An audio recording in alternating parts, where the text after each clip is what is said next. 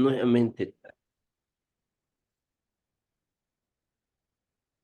es un gusto empezar nuevamente con San Marcos desde 2002, 2003, que los estudiantes hicieron que yo entre a San Marcos. Desde ahí estoy dictando constantemente. Cada vez un poquito más difícil se me hace la cosa. Y ahora que estoy en situaciones algo difíciles, entonces la cosa va un poquito más difícil. Pensar que el próximo mes comienzo con medicina y es todo el año, día a día. Ya he sido jefe de ese curso, no, pero ahora sí, un poquito me está chocando. Hoy día vamos a ver el tema de hipertensión arterial. Ahí tienen mi hospital que siempre los espera. Siempre queremos que los sanmarquinos vayan a Loaiza. Es único hospital. Actualmente están apareciendo nuevos hospitales en diferentes sitios. Todos son horizontales, son de 10 pisos, 12 pisos, o 10, 8 pisos. El hospital Loaiza es uno de los que se mantiene desde hace mucho, casi 85, 88 años como un hospital horizontal, perdón, los otros eran verticales, para arriba. El hospital Loaiza es horizontal, ¿no? O sea, todo el hospital es de un piso. Hasta en Europa son pocos los hospitales, ya no quedan hospitales así de un piso, casi todos son para arriba. Vamos a comenzar.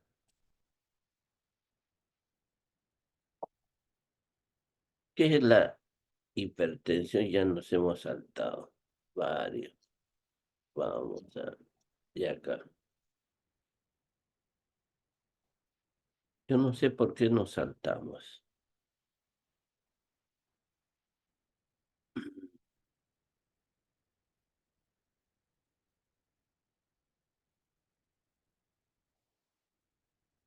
Ay, Todito esto nos hemos saltado. Ay, ay, ay.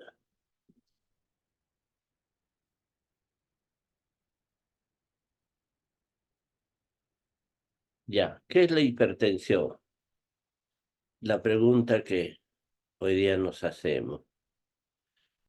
Ay, esto no sale ahí. La hipertensión es una enfermedad asintomática que produce la muerte. Nosotros acá podemos ver un montón de personas, la mayoría mayores de edad, que nosotros nos damos cuenta están riendo, gozando con sus hijos, con su familia, y nosotros podemos darnos cuenta cómo algunos tienen presiones normales y otros sí tienen presiones muy altas, 177, algunos tienen más de 180, no, enfermedad que mata en silencio. Es enfermedad de salud pública. Salud pública ya ha tenido que intervenir porque es una enfermedad que muchas muertes produce.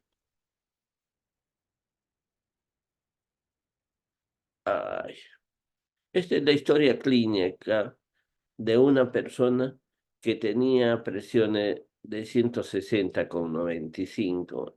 Era sobrepeso, pero tenía todo para diagnóstico de hipertensión arterial.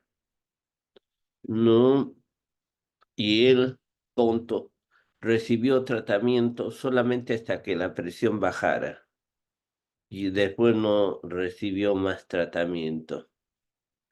Y nosotros vemos que, qué es lo que pasó.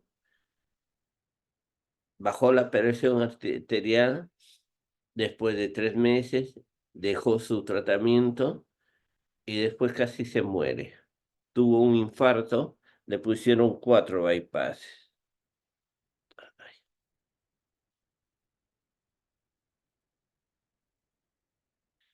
Él fue presidente de Estados Unidos, no Bill Clinton.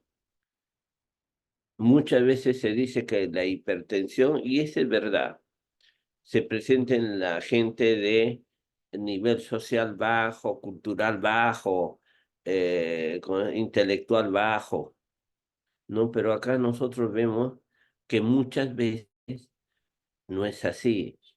Él era un varón de 58 años, colesterol elevado, hipertensión, estrés, y tomó mi medicación. Su médico le dijo hasta que baje la presión. Y de ahí ya no, y le dio un infarto.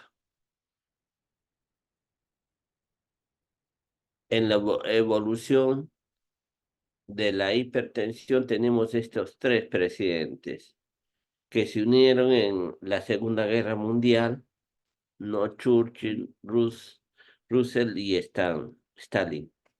Los tres murieron de hipertensión arterial. No, el primero era fumador, obeso, y no hacía caso, tomaba medicinas cuando quería y murió. El segundo tenía un otorrino como médico de cabecera y le daba un medicamentos que no le bajaban la presión arterial. Entonces el otorrino dice, voy a llamar a un médico internista, un cardiólogo para que lo vea, pero era demasiado tarde. Él falleció y este Stalin también nadie entraba a su habitación. Un día no salía de su habitación, le había dado un derrame cerebral y se había caído y nadie entraba a su habitación porque era bien terrible. Cuando una de sus empleadas entró al día al siguiente, a los 2 días, le encontró tirado ahí. Llama a los médicos, nadie quería ir porque los médicos tenían que tener permiso de estar ahí. Pero entró uno y vio que él tenía un derrame cerebral, no estuvo poco tiempo y la presión se lo llevó. Murió también de hipertensión arterial. ¿Qué es la presión arterial? La presión que ejerce la sangre sobre las paredes arteriales al pasar. Puede ser medida directa o indirectamente.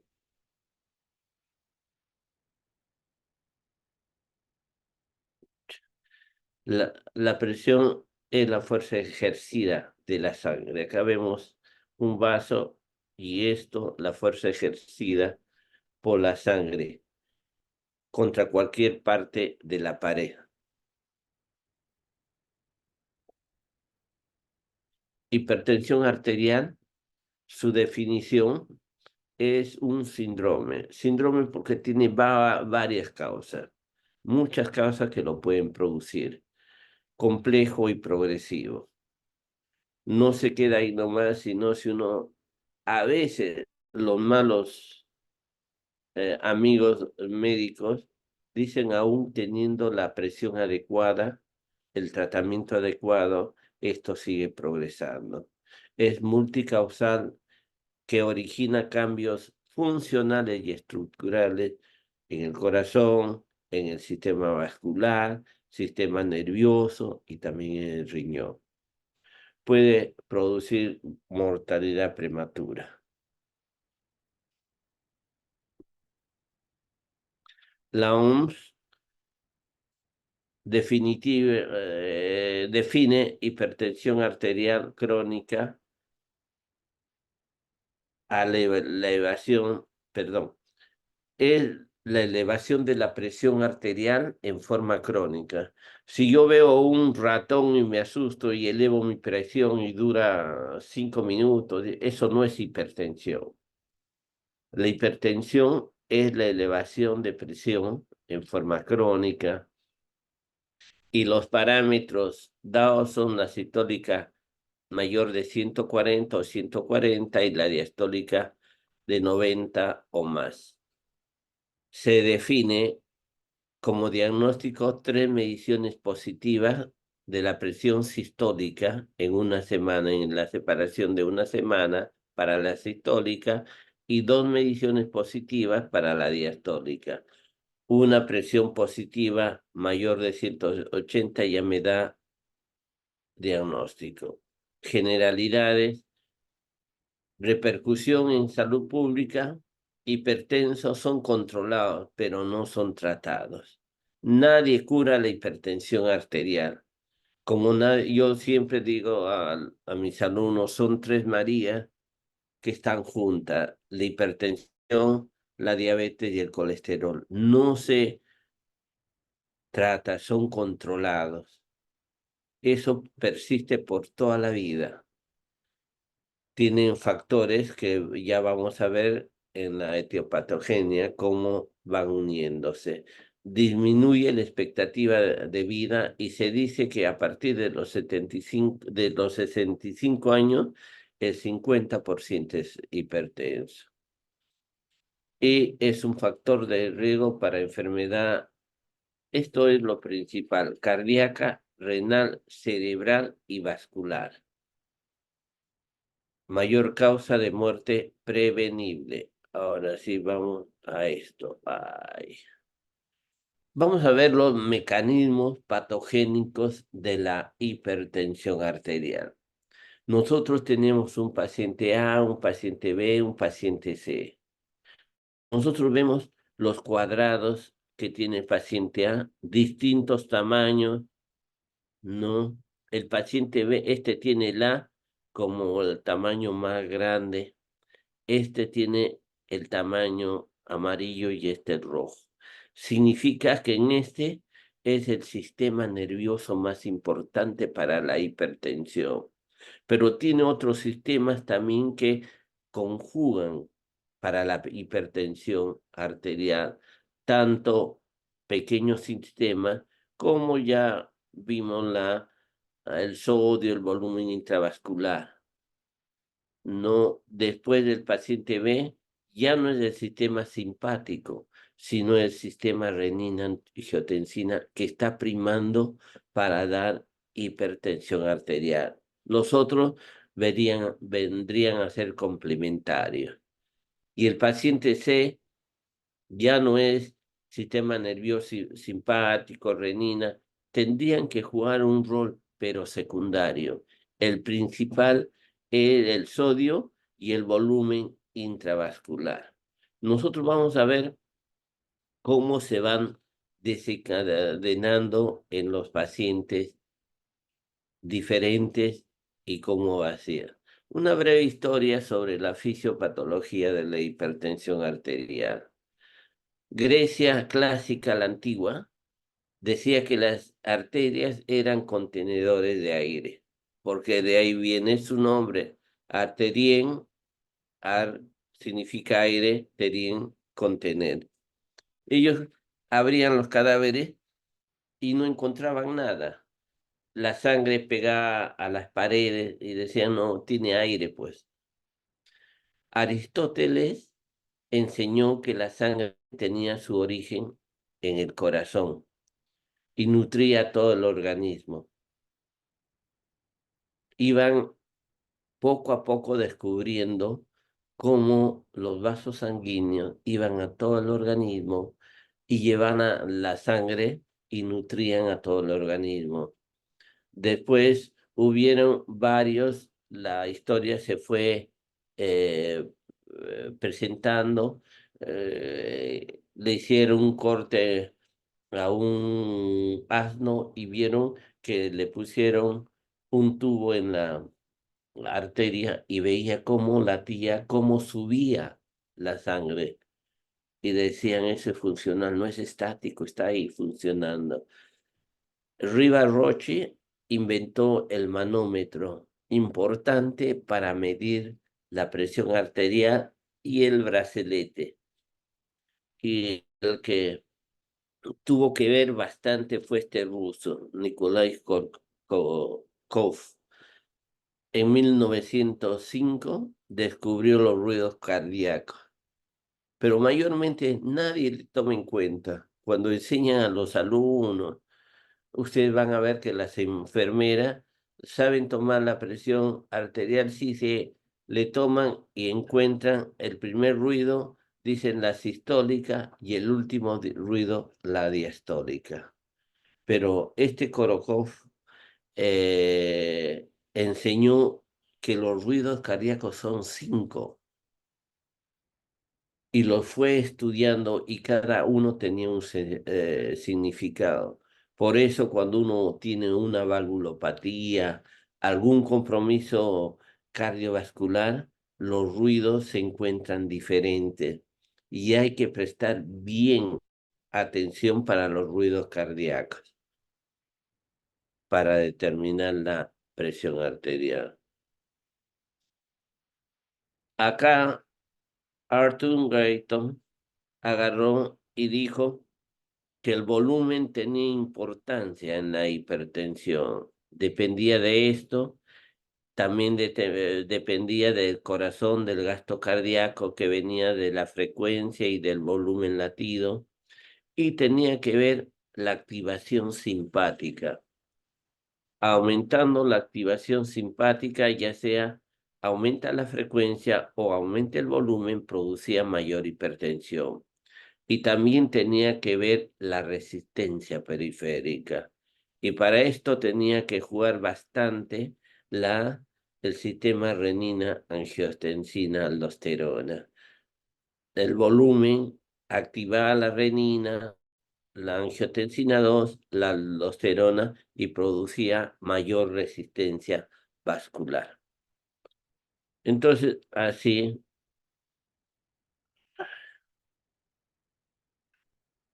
ay, acá nosotros vemos la fisiopatología, esto es lo normal. Tenemos nuestra presión arterial, que significa el gasto cardíaco, volumen más frecuencia y una resistencia periférica. Y esto se autorregula. Todos estos mecanismos están autorregulados de tal manera que dan una presión permanente. La presión no es 120, 80 todo el rato. La presión minuto, segundo a segundo va fluctuando, 120, 125, 110, 115. Así es que la presión no es estática, 120 todo el día, sino varía de acuerdo a las estimulaciones que nosotros tenemos. Pero la autorregulación lo hace permanecer en estándar normales, menos de 140 y menos de 90. Cuando hay hipertensión arterial, hay pérdida de esta autorregulación.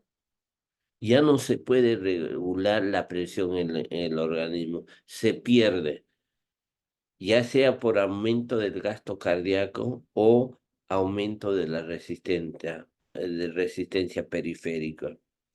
Esto es crónico. Como le dije, si por un si acaso ven un ratón, un accidente y se llenan de emoción, o un temblor ahorita que haya, se llenan de emoción, la presión les sube, pero no quiere decir hipertensión. Para que sea hipertensión, esto tiene que ser crónico. Wao.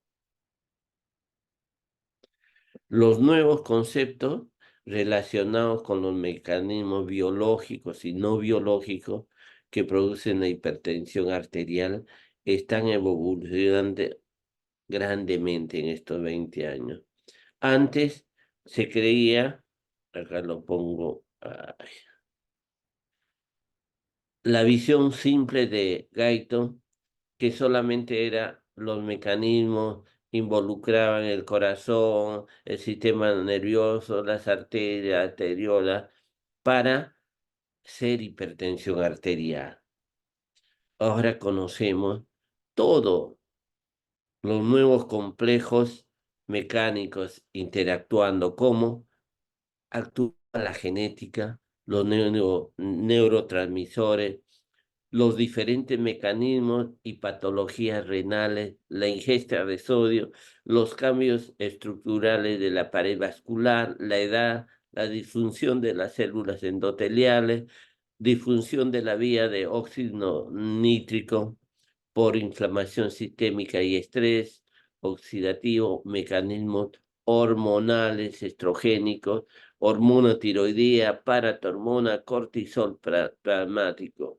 Y no solamente esto, sino tiene que intervenir la obesidad, el síndrome apnea hiponia obstructiva del sueño, resistencia a la insulina, síndrome metabólico, hiperuricemia, factores raciales, factores ambientales, ruidos y estrés influencian por la vía simpática, uso de medicamentos.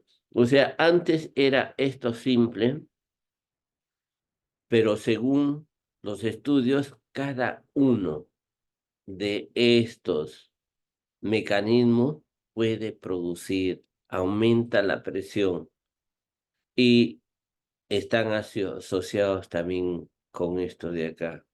O sea, la presión arterial se ha vuelto más compleja en su etiopatogenia.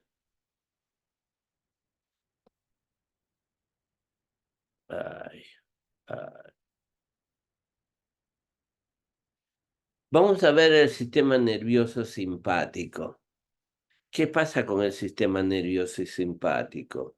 Produce aumento de la presión arterial, ya sea produciendo directamente una vasoconstricción periférica, hay potenciación de la contracción cardíaca, se contrae más fuerte el corazón y también hay aumento de la frecuencia y además actúa modulando la excreción renal de sodio y de agua. O sea, el sistema simpático dirige tanto al corazón, tanto a los vasos, tanto al riñón para producir hipertensión arterial. Se asocia el sistema nervioso con obesidad, hiperinsulinemia, metabolismo alterado de la glucosa. Estos se asocian, pueden estar casi siempre ligados a sistema nervioso. También, además de estimular la excreción de renal de agua y sodio, afecta directamente al sistema renina-angiotensina.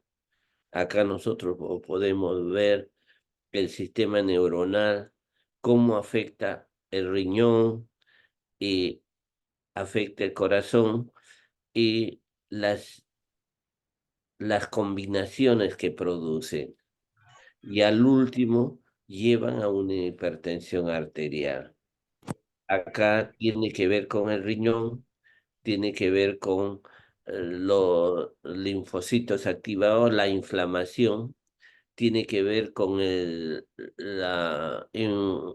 a nivel de ah,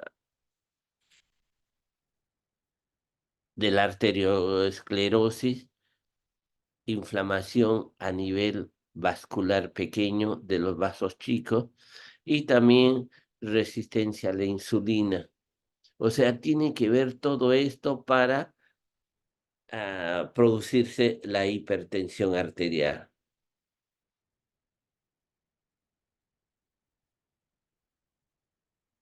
El corazón, ¿cómo causa hipertensión arterial? Aumento del gasto cardíaco, ya sea volumen latido o frecuencia cardíaca, aumentan la hipertensión. Hay un estímulo neuronal directo que influencia el corazón. La vasoconstricción aumenta la poscarga, también produce vasoconstricción y esto eleva la poscarga. El aumento de la volemia también aumenta el corazón, Corazón la como causa cantidad de de... hipertensión. ¿Cómo? Aumenta la volemia y el sodio. No sé, me hablaron por ahí.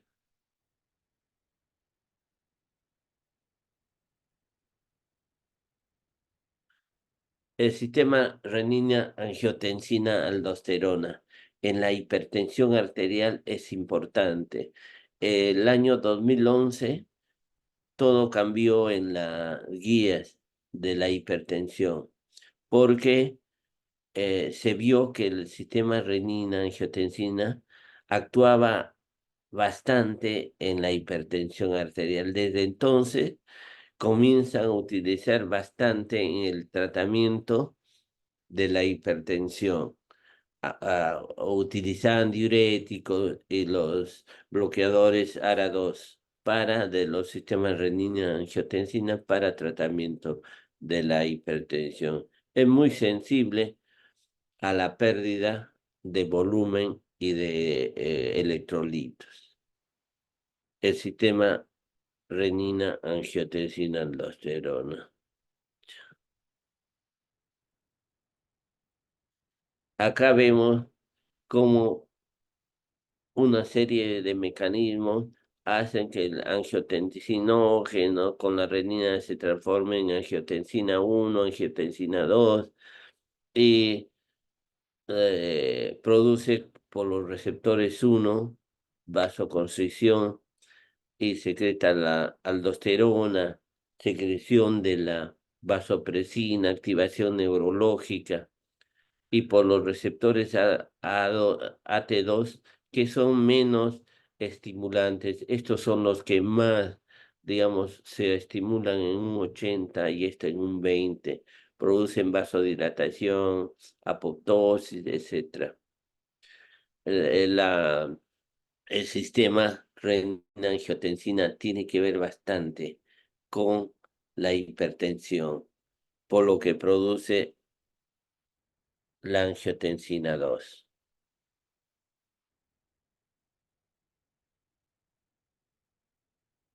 Papel de riñón en la hipertensión.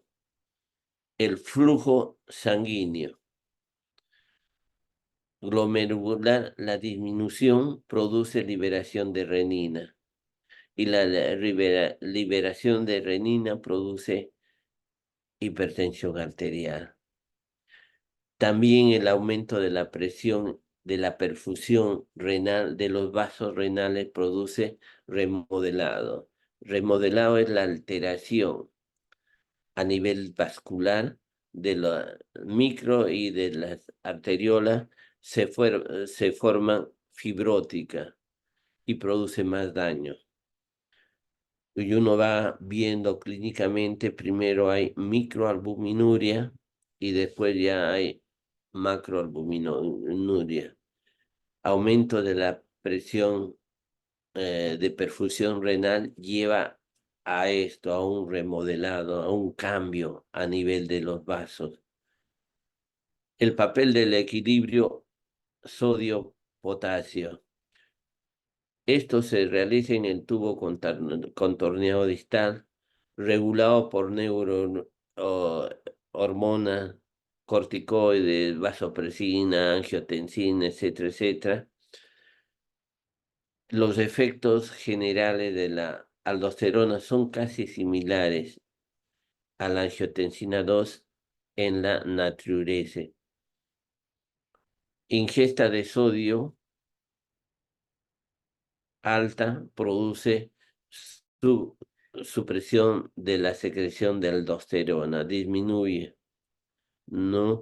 Entonces, el equilibrio sodio-potasio tienen que ver también en la hipertensión arterial. Muchas veces producen, ¿cómo se llama? Efectos directos, ¿no? A la aldosterona o si no, a través de neurohormonas.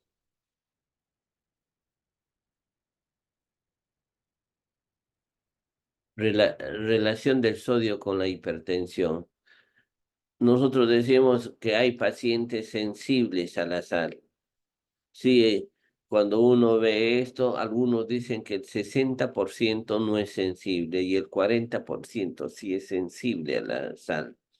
Hay relación estrecha entre la ingesta de sodio alto y la hipertensión. Ya vamos a ver, la alteración está en el óxido nítrico. Por acción directa da vasoconstricción de la capa media de las arterioles, posteriormente hipertrofia. Al inicio, cuando uno come sal y deja ya un tiempo de comer sal, entonces es revertida, pero muchas veces esto es continuamente y ya produce hipertrofia a nivel de la capa media y produce hipertensión. Algunos riñones ante la carga de sal tienen la incapacidad de excretar la sal. Los niveles de angiotensina 2 renal se elevan. Esto es, hay una desregulación del sistema renina-angiotensina en algunos pacientes. Normalmente nosotros tomamos la sal, que es cloruro de sodio. Hay 40% sodio, 60% de cloruro. Esto es lo que nosotros tomamos normalmente. Ahora, la inflamación renal. Cuando hay inflamación renal, las células inflamatorias, las células T, producen angiotensina 2. Esto es el sistema ligado al sistema inmunitario, a las células T, y se asocia a mayor retención de sodio. Acá nosotros podemos ver, este paciente es resistente a la sal, el óxido nítrico, la actividad oxidativa está bien, el óxido nítrico funciona bien, pero miren aquel que es sensible, tiene una disminución de la actividad del óxido nítrico, ¿no? Y esto se ve en el 40% de personas, que nos lleva a una alteración de la ingesta de sodio, mayor hipertensión arterial.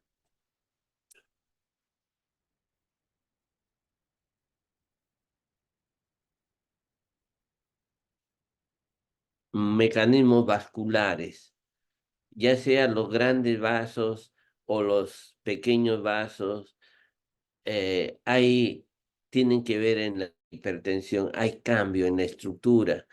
Los cambios pueden ser funcionales o ya fijos, estructurales.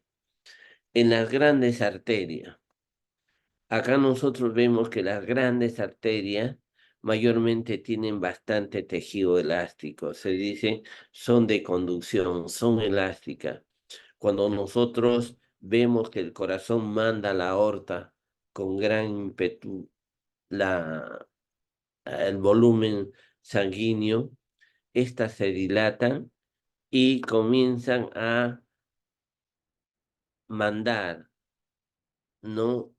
A lograr disminuir en un flujo laminar vascular distal, de tal manera que a nivel distal llega tranquilamente la sangre ya modelada por el impulso que llega a la aorta. Es inmenso, pero estas tienen fibras elásticas. Las pequeñas casi no tienen fibras elásticas.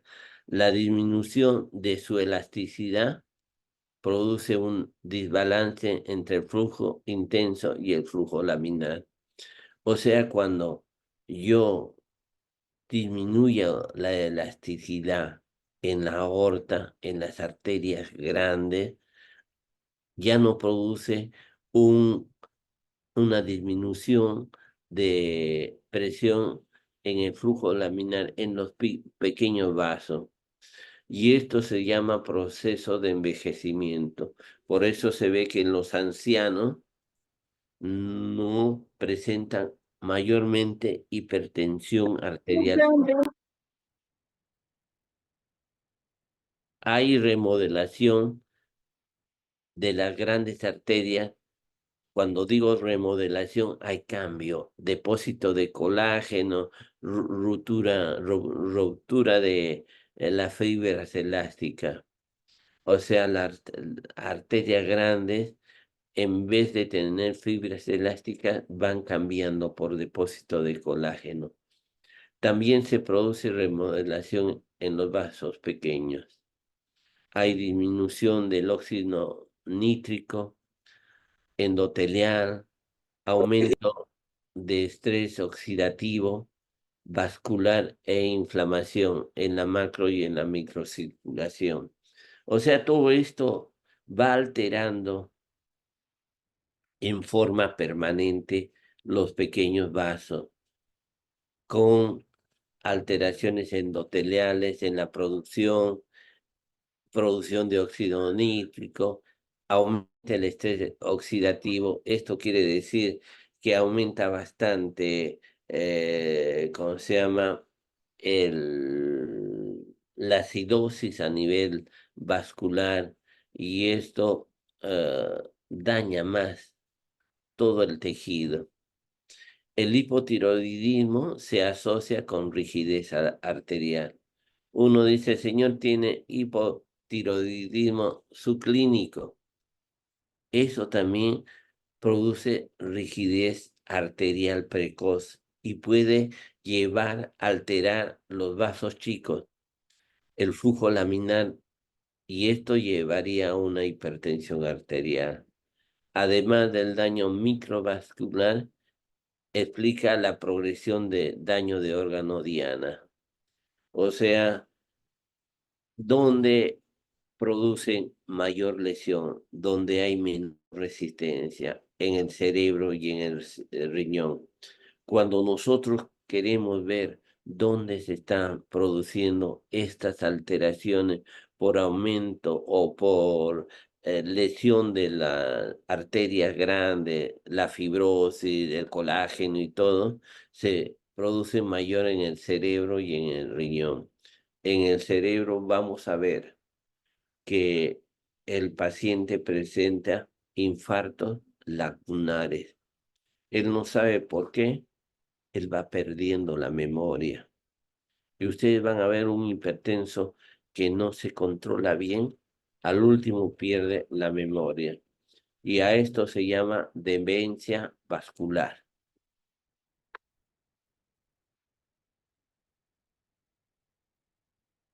Acá vemos las arterias muscular, que son las medianas. Arteria elástica son estas arterias de conducción, sirven para menguar la presión que llega a ellas. Estas son las musculares de distribución para distribuir la sangre y estas son las pequeñas arteriolas. Ahora, las microarterias, las lesiones son causa o consecuencia. A veces son causa de la hipertensión, pero a veces son consecuencia. Como hemos visto, las lesiones mayores producen lesiones mayores a las más pequeñas. La resistencia periférica es a nivel de las pequeñas arterias y arterioles. Entonces, cuando veo presión arterial, es gasto cardíaco por resistencia periférica. Entonces la resistencia periférica está dada por las pequeñas arterias y arteriolas. Todo es regulado tanto por el sistema nervioso, factores humorales derivados del endotelio, autorregulación local y metabólica. Vamos a ver acá los factores derivados del endotelio. ¿Cuáles son? El endotelio, antes se creía que era un tejido solamente que ayudaba a que la sangre pase bien, no a controlar el pasaje de la sangre. Pero después se vio que tenía otras funciones, producía hormonas, producía sustancias, tenía que ver bastante con todo el cuerpo. Entonces ya no se dijo es un simple conductor, sino algunos lo consideran como un órgano ya. Es una barrera dinámica y funcional. El endotelio micro y macrovascular están íntimamente integrados. O sea, yo no puedo decir en una parte sí y en otra no. Producen la endotelina. Se ha visto que la endotelina es el vasoconstrictor más potente que tenemos. ¿Y quién lo produce? El endotelio. La hipertensión esencial se caracteriza por un balance entre el óxido nítrico y la endotelina. Entonces, tiene que ver a nivel endotelial. Es lo más importante lo que se está estudiando. La disfunción endotelial es culpable del daño por la hipertensión arterial.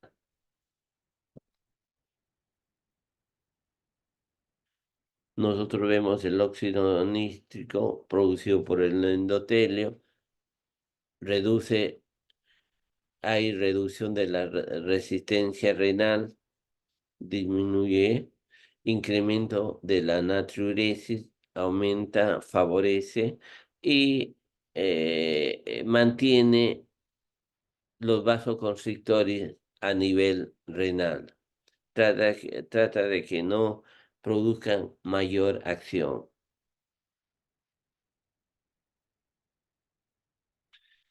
Inmunidad e inflamación.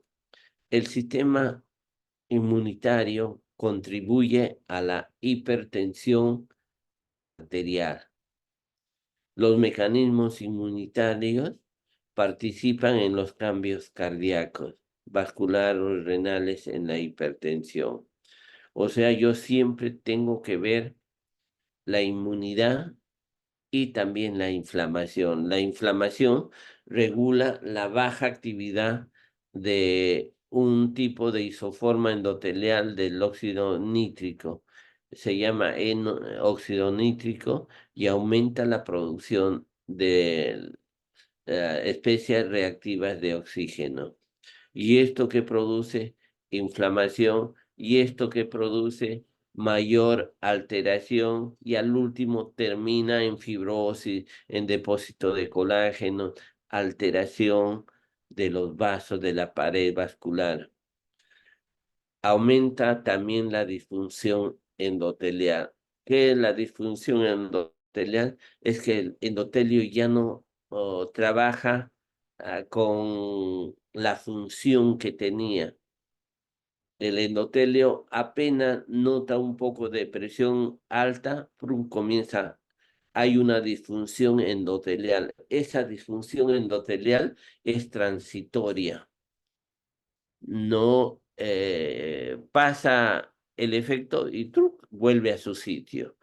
Cuando esa disfunción endotelial es permanente, las lesiones que produce son permanentes. La inflamación crónica también produce daño endotelial. Cualquier inflamación que nosotros tengamos crónicamente lesiona daño, lesiona el tejido endotelial. Muchas veces nosotros tenemos lesiones inflamatorias que la pasamos, es pequeño y no tiene nada que ver, pero a veces produce daño endotelial y produce hipertensión arterial. Factores genéticos.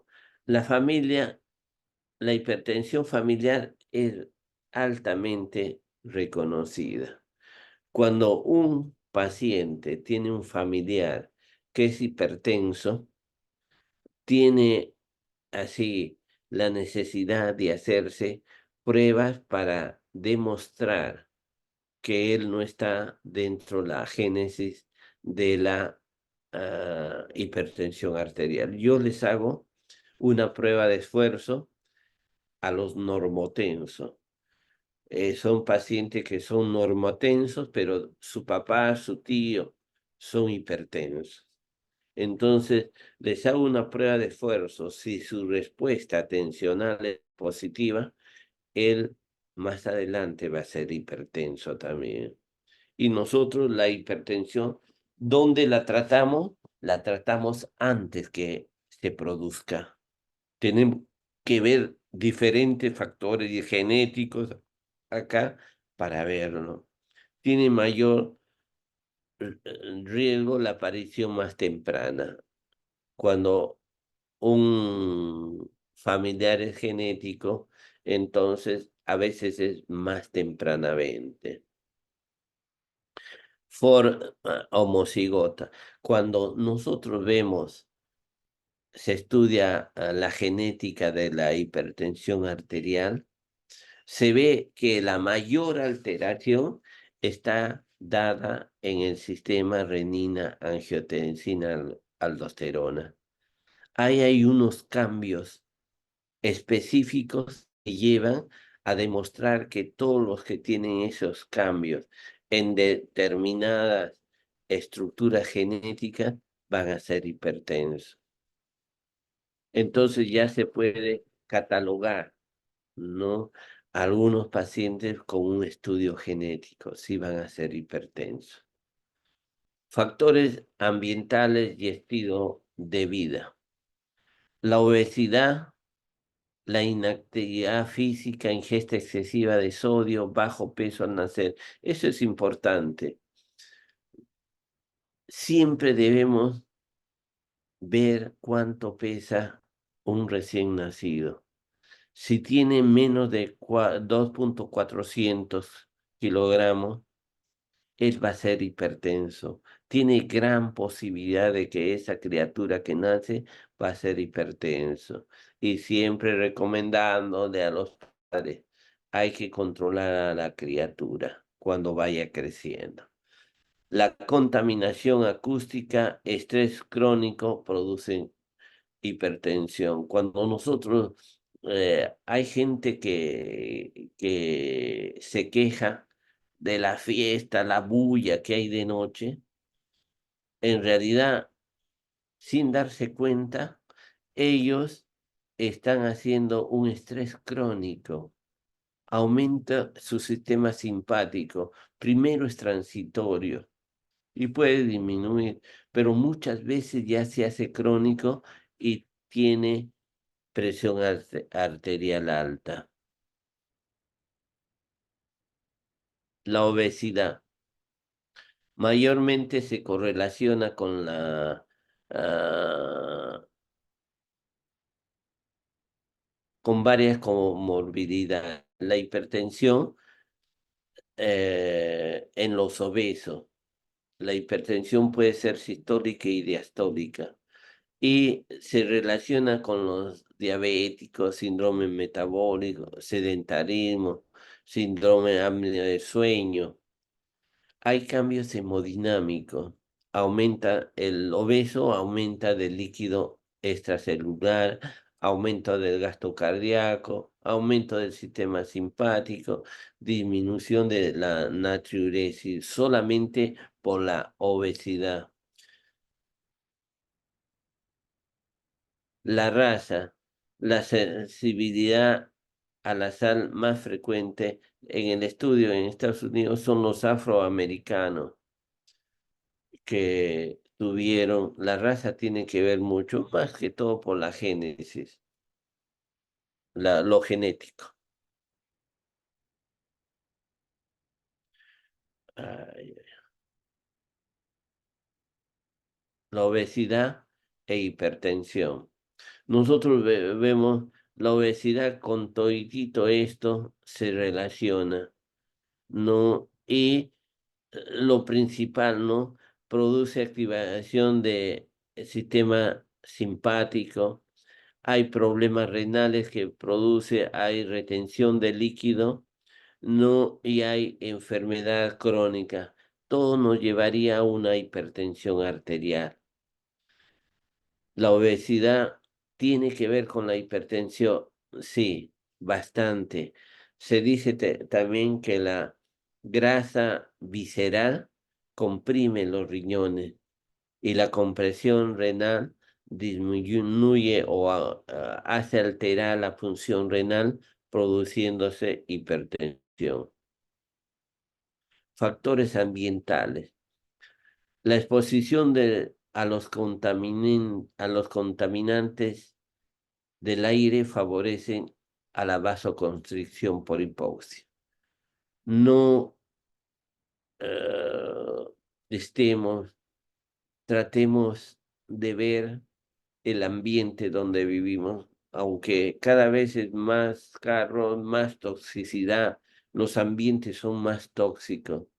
Y eso en todo el mundo, aunque en Europa ya se están usando más las bicicletas por la toxicidad que tiene, pero esto sigue avanzando. Eso produce hipoxia, mala oxigenación y eso al último produce una vasoconstricción e hipertensión arterial. Produce liberación de diversos mediadores prooxidativos e inflamatorios. Llámense en la vía respiratoria, ¿no? Más que todo en la vía respiratoria. Los ruidos excesivos producen hipertensión por actividad crónica del estrés. Interviene el sistema nervioso simpático. O sea, tengan cuidado de los ruidos crónicos en extremo. También se activan las vías inflamatorias. Cuando hay ruidos crónicos, las vías inflamatorias se alteran y ya saben que terminan en fibrosis. Entonces, en resumen, nosotros decimos que el estrés oxidativo, la inflamación hepática y sistémica, la obesidad secreta las adipocitocinas. Estos activan la actividad simpática y la sistema renina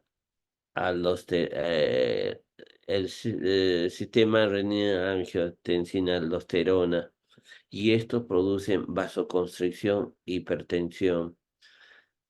Esto de acá produce disfunción endotelial. La disfunción endotelial es importante en la hipertensión, produce más vasoconstricción y esto es un cuadro repetitivo que viene produciendo.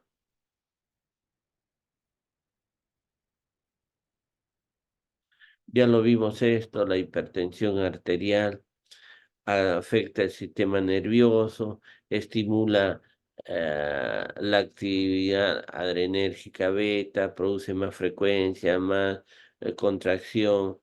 A nivel vascular, las alfa produce aumento de la resistencia periférica. Esto también aumenta con la edad. El sistema nervioso estimula la, los riñones, produce elevación de aldosterona y a nivel celular hay cambios en sodio, potasio, de tal manera que estos cambios llevan a mayor vasoconstricción. Cuando hay disminución de la renina baja, esto también producen cambios y llevan a la vasoconstricción. Cuando la renina es alta, ¿no? Directamente activa la angiotensina 2 y produce vasoconstricción. Esto es sistémica. Y después por esta vasoconstricción sistémica produce una vasoconstricción vascular periférica. Y acá viene la presión. Y esta resistencia vascular periférica sostenida por mucho tiempo produce hipertensión. Los mecanismos de la hipertensión arterial, alteraciones en el desarrollo uterino. Se dice que cuando el niño ha pesado 2,4 menos, ha tenido alteraciones en el desarrollo. Hay ciertas sustancias que no activan bien y también estaría relacionado con la placenta. La relación placenta-niño daría estas alteraciones en el desarrollo que posteriormente da hipertensión arterial.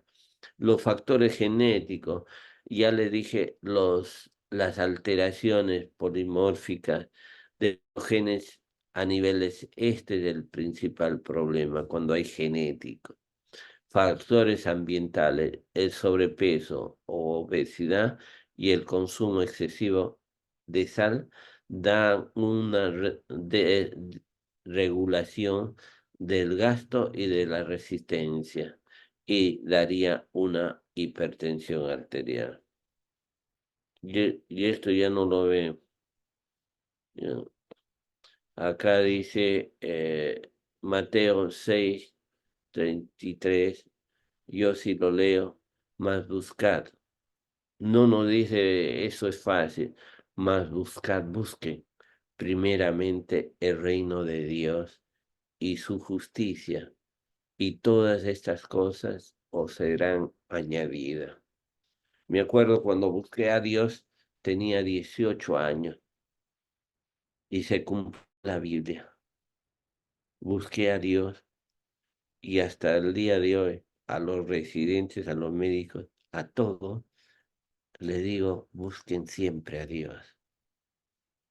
No, lo primero es Dios. Todo lo demás, que seas un buen médico, que ayudes a todo lo demás, viene por añadidura. La hipertensión, como esto rapidito nomás. En el mundo, 25 tienen hipertensión y 70 viven en países en desarrollo. En el Perú, 27 mayores de 18 tienen hipertensión. En el África llegan a 30. Se calcula que 800 a 1 millón de adultos tienen hipertensión, o sea, uno de cada cuatro es hipertenso.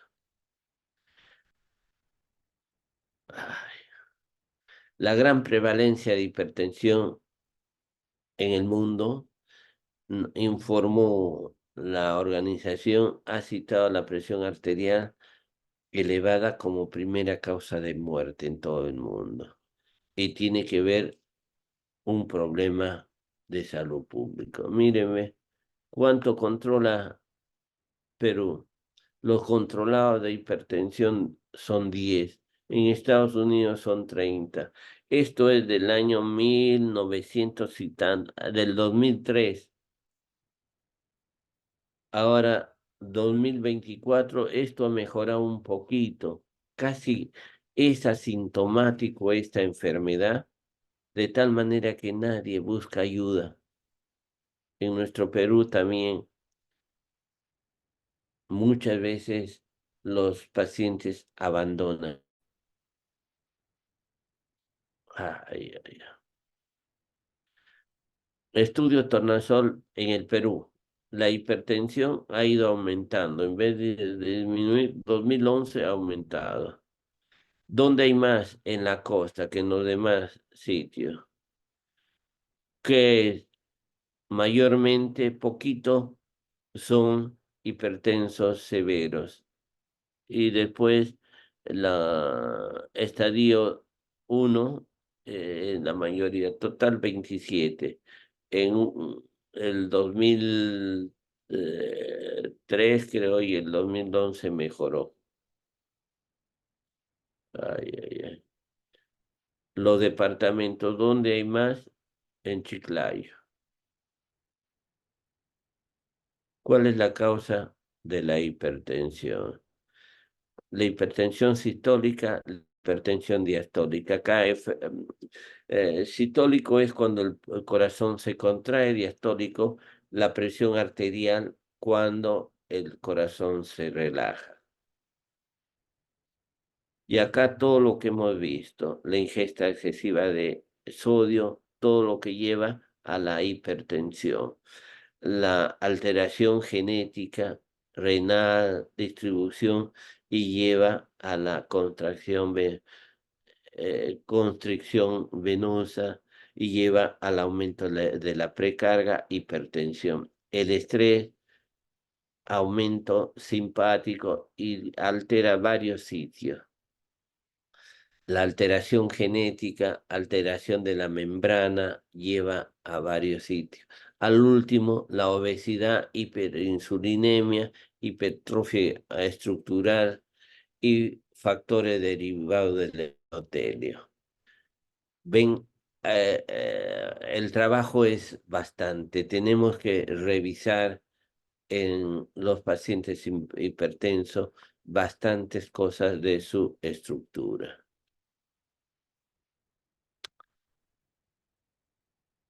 Y acá la frecuencia con edad. Cuanto más jóvenes tienen una hipertensión diastólica y cuanto más ancianos tienen una hipertensión sistólica aislada. ¿No? Tipo de hipertensión. Primaria 90%, secundaria 10%. Las causas, enfermedades renales, feocromocitón, apnea del sueño. Pueden ser por medicamentos, anfetaminas, gotas nasales, corticoides y drogas ilegales. Siempre debemos ver por qué es la hipertensión. Causas, predisposición genética, excesiva sal, estrés, sedentarismo, obesidad, alcohol. ¿Y qué es lo que produce enfermedad cerebrovascular, insuficiencia, infarto, arteriopatía periférica, disección de aorta, insuficiencia renal crónica? ¿Cómo se diagnostica? Midiendo. Ya no hay esto, desapareció del mercado. Todos solamente tenemos esto para medir la presión. Ustedes de estudiantes vayan midiendo, aprendiendo a medir. Como hacíamos antes, yo me iba al hospital Loaiza cuando era estudiante de semiología y me ponía a tomar presión. Le decía a la enfermera si puedo tomar la presión y a los 30 pacientes les tomaba la presión diariamente y aprendí a tomar la presión. Ay. Y estos son cómo deben de conocer su material, desde pediátricos hasta obesos, porque tiene que ser un buen tensiómetro a la medida de brazo. Ay, miren, esto es lo que es la evolución de la hipertensión. Nosotros debemos de entrar acá cuando tienen factores genéticos, ingesta de estrés, todo y todo lo que hemos estudiado esta noche es la prehipertensión. Entonces, acá debemos. ¿Cuánto dura esto? Entre 10 a 50 años. Cuanto más cerca del inicio de esto, ya cuando hay hipertensión, ya sin compromiso de órgano blanco, acá debemos también intervenir. Y cuando ya hay compromiso de órgano blanco, hipertrofia, hay daño microvascular, acá ya está avanzando y acá ya son secuelas. Ya hay enfermedad coronaria, ya hay ACVs, hay muerte. Entonces, esta es la evolución de la enfermedad hipertensión arterial. Gracias por la atención. Baja de ahí, cobarde, para que conversemos de perro a perro. Le dice este perrito al tremendo perrote. Y acá, mi hermano de otra madre, son hermanos, y este de otra madre. Listo, terminamos. Muchas gracias, doctor. En el chat de la reunión hay dos consultas, no sé si las podría responder. A ver, tú puedes leerla, yo Sí, estoy... doctor. Sí, la primera consulta sería si hay un término en la literatura médica de hipertensión maligna y si es así, ¿en qué consiste? Ya. Se dice hipertensión maligna, aquella hipertensión que es más de 180 y, o la diastólica 110. y que está produciendo daño de órgano blanco. No produce daño de órgano blanco, cualquier órgano blanco, principalmente el cerebro. Hay derrame, hay isquemia, entonces decimos una hipertensión maligna.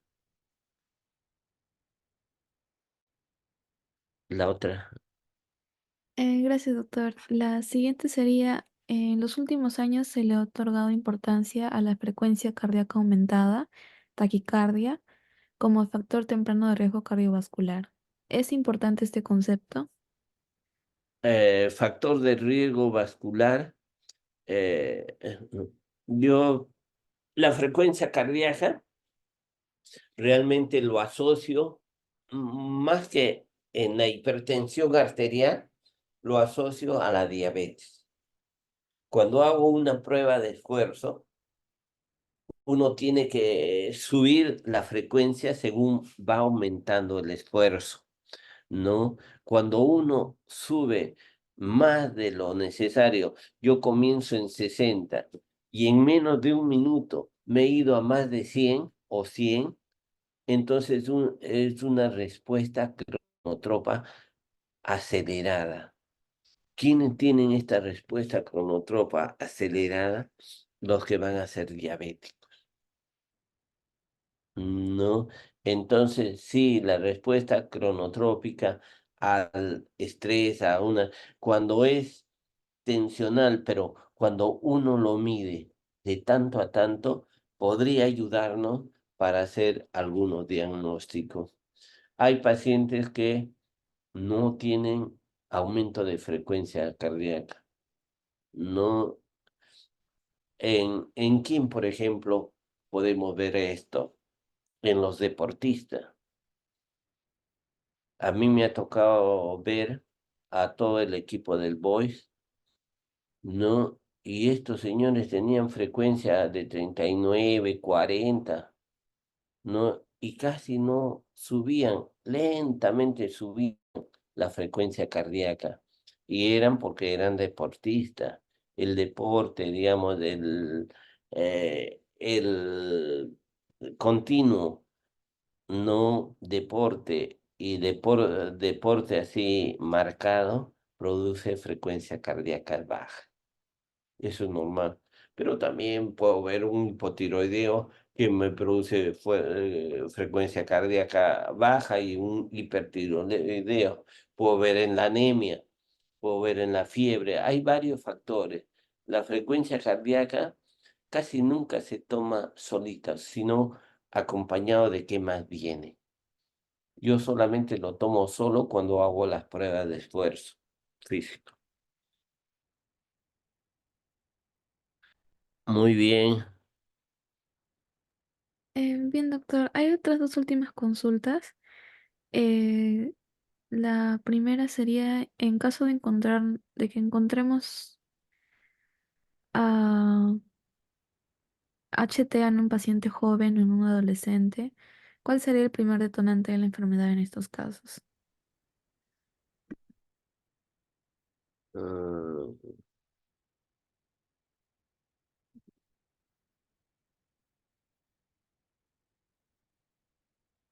tú me estás leyendo esa pregunta, el uso de... Acá hay varias, 11 preguntas. Ya lo abrí el chat. Ah, sí, doctor, las dos primeras ya las respondió. Eh, Y, vamos a ver acá. Asistencia, asistencia. Ya.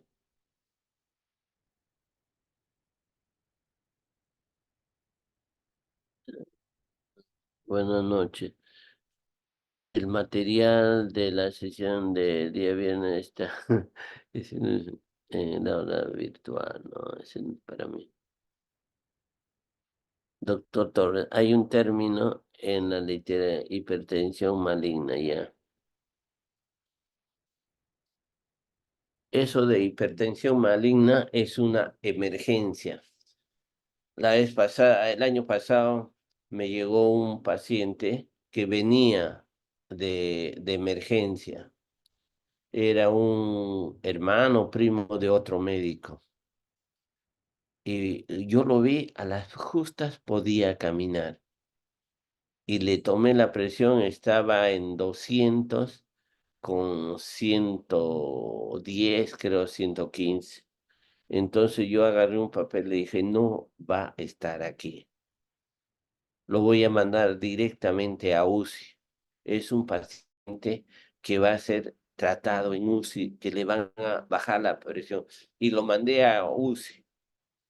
Y a la semana el paciente viene a agradecerme.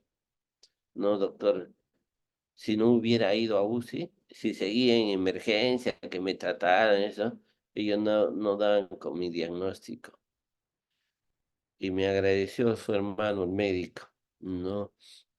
Y es así, la hipertensión maligna debe ser tratada en UCI. En horas debemos bajar la presión arterial. Dice acá, en los últimos años se le otorgado importancia a la frecuencia cardíaca aumentada o taquicardia como factor temprano de riesgo cardiovascular. Mm, Como le dije, la frecuencia como factor de riesgo, no sé en qué punto, pero la frecuencia cardíaca sí puede ser marcador para diabetes, pero controlándola en menos de un minuto. Si sube haciendo actividad en menos de un minuto, de 60 a 100, que de 80 a 110. No, entonces sí puede ser. Después, ¿qué otro mensaje? ¿Qué tan recomendable es el uso de diurético en el control de hipertensión arterial? Los diuréticos no son antihipertensivos. El peor diurético es el ácido, la furosemida. Por eso se da un diurético y algo más. Por ejemplo, cuando doy un ARA 2, ¿no? Y no funciona bien, le aumento un diurético. ¿Para qué le aumento el diurético? Para que se incremente la actividad en un 30-40% del ARA 2. No porque el diurético va a producir diuresis, sino que el ARA 2 aumenta su función. Ahí se da un diurético. Pero los diuréticos son malos hipotensores.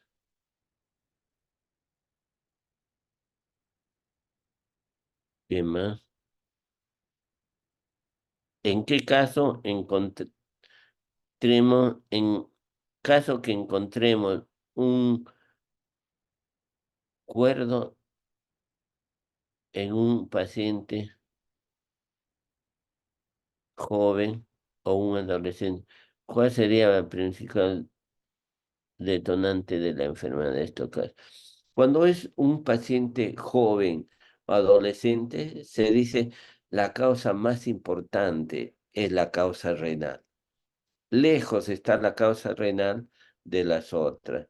Puede ser primaria, o sea que no tiene causa definitiva, pero en los jóvenes, los adolescentes, la causa más importante es la renal. Buscar problemas renales.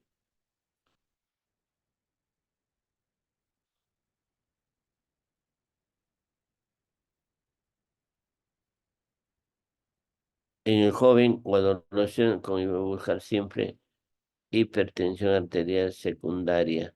Sí, secundaria, por eso se le dice renal. Creo que ya no hay más. Listo. Sí, doctor. Eh, Al parecer hay una última consulta. Eh, en una crisis hipertensiva, ¿cuál es el tratamiento de emergencia? En una crisis hipertensiva, sí. Hay que ver a cuánto se elevó la presión. Entonces debemos de bajarlo un 20, no bajarlo de golpe, sino bajarlo así levemente, un 20% y así sucesivamente. Uno de los medicamentos que siempre utilizamos es acá tenemos el, el captopril que produce baja. ¿Qué otra cosa tenemos acá? Acá no tenemos otra cosa. A veces los beta bloqueadores, pero de vía endovenosa, la betalol, cosas así. Antes utilizaban ¿cómo se llama? Ay, ¿cómo se llama esto? No es el nitroprusiato, es que ya no hay. Y no se está usando porque bastante efecto colateral produce. Usar, ¿no? ARA2, los más potentes, puede ser ¿no? ¿Cómo se llama? El, ¿cómo se llama este? Eh, ya se me quedó. El Sartán no, el Losartán no, el otro es el Telmisartán, no, que es bien potente. El Telmisartán puede usarse, pero mayormente es endovenoso. La baja de presión es endovenoso. Cuando es una urgencia, sí, el tratamiento es vía oral. Cuando es una emergencia, sí. A veces se usa el eh, nitroprusiato de sodio, a veces se usa, ¿cuál más? Casi no tenemos endovenosos, pero sí podemos usar en parte la furosemida para aumentar el efecto de los ARA2 que utilizamos o para disminuir el volumen. Sabemos que el volumen tiene efecto en la hipertensión arterial para disminuir. Eso es todo. Es distinto crisis hipertensiva. La crisis hipertensiva se divide en dos: emergencia y urgencia. Emergencia, bajar la presión por vía endovenosa en UCI coronaria en 24 horas. La urgencia es, ¿cómo se llama? Se trata en emergencia, vía oral. Uno debe bajar la presión en 3, 4 días. Hasta algunos le dicen 7.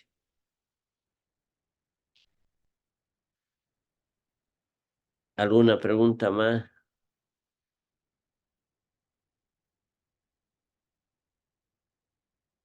¿Ustedes en qué año están? La mayoría de ustedes. El curso, doctor, está conformado por diversidad de años en realidad. Tenemos desde egresados hasta compañeros de pregrado de primer año. Era de todo.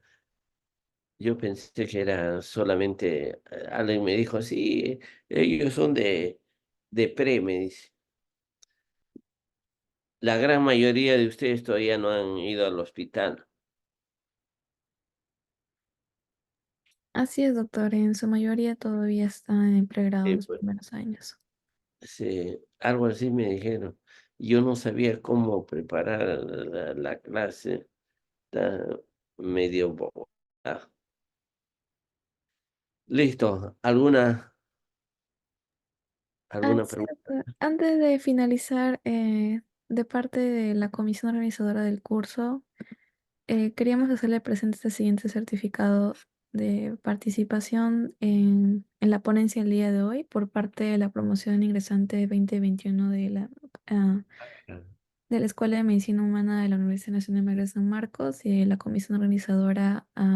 Le otorgamos este reconocimiento a usted, doctor Torres, por participar como docente en este curso dictando el tema del día de hoy, que fue hipertensión arterial. Em, y bueno, nuevamente agradecerle por su ponencia el día de hoy, que estamos seguros que va a ser de mucha utilidad para nuestros compañeros que han podido em, estar presentes en la reunión de hoy y que van a poder escuchar la clase después. Listo, gracias.